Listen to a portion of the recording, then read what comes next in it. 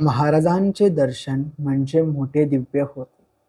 विशेष करून जारेनी स्त्रिया समोर जाण्यास फार भीत असत. केलेल्या पापाची महाराजांपुढे तेव्हाच झाडणी होई. गाली प्रदान देऊन जारिनीचे व जाराचे नावही महाराज प्रकट करीत. एक वेळ एका थोर घराण्यातील पुत्र मागून घेणारी बाई महाराजांजवळ आली. बरोबर दास दासी सेवक जनक पुष्कळ होते.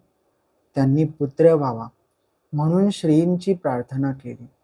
महाराजांनी उत्तर दिले, अगे मज जवळ कशाचा मुलगा, तो तुझा यार बसला आहे, तो तुला मुलगा देईल.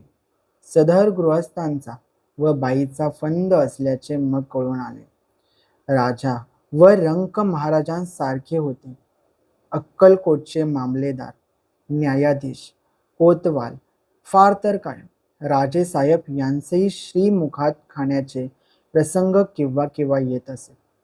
डोकीचे पागोटे काढून फेकून देणे, शिव्या देणे वगैरे खेळ महाराजांच्या हमेशा चालवायचे. पण कोणाची बिशाद होती की महाराजांपुढे कोणी ब्र काढील किंवा हुकुमाची अवज्ञा करेल.